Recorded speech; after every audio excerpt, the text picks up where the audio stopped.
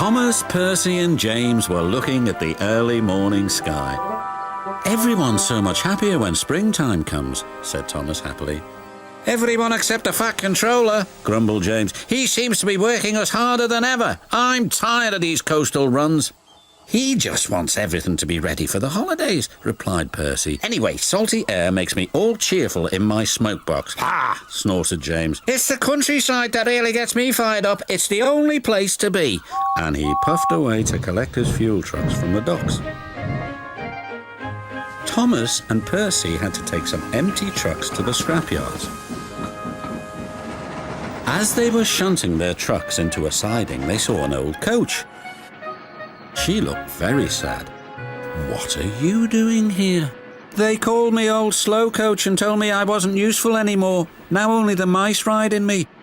"Well, you may be dusty, but you look in perfect shape." The yard manager appeared. "Come along, I have trucks for you to take away." "Excuse me," said Percy's driver. "Can you tell us about this coach?"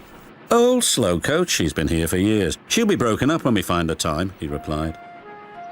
The engines were most dismayed. "We'll try and help you," said Thomas, but he didn't know how. Meanwhile, James was enjoying himself. "This is the life," he chortled. But he was heading for trouble. One of the fuel trucks was leaking. And suddenly it caught fire. "Help!" cried James. They reached the siding and his driver gave the alarm. "It's fuel and it's dangerous." As Thomas and Percy approached the junction, they saw the smoke and a guard waving a red flag.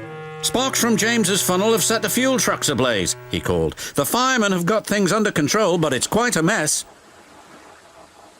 "You said the countryside run got you all fired up, James," said Percy. "But I didn't think he meant it in this way." "Ha!" snorted James. "It was the stupid truck's fault, not mine." "It's safe to proceed now," called the fireman. Thomas and Percy puffed slowly by, but now they felt sorry for James. It wasn't long before they reached the station.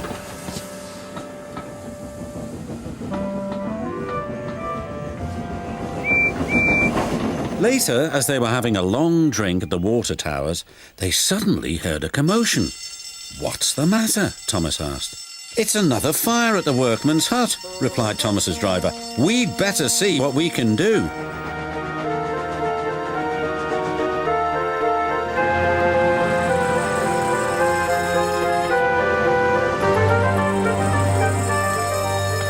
The fire engines arrived, but they had a big problem.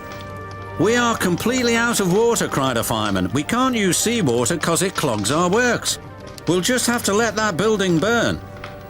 Then Thomas had an idea. "Why don't you use the water in our tanks? We've just refilled them." The fireman wasted no time. "You're very clever engines," chuckled their drivers. Soon the fire was out, but the hut where the workmen lived was destroyed. "We'll need to find something to house the men. They can't sleep on the beach," said the foreman. "What about old slow coach? She would be perfect for the workmen." "Comfy too," added Thomas. "What a good idea, Percy," said his driver. They phoned the fat controller, who agreed. "She'll be spick and span by the time you collect her." And she was, and very happy too. "I can't thank you enough," she said. "I feel splendid." The engines buffered up to her, and she set off happily for her new home. Everyone agreed there was nothing old or slow about Coach, and she will always be really useful indeed.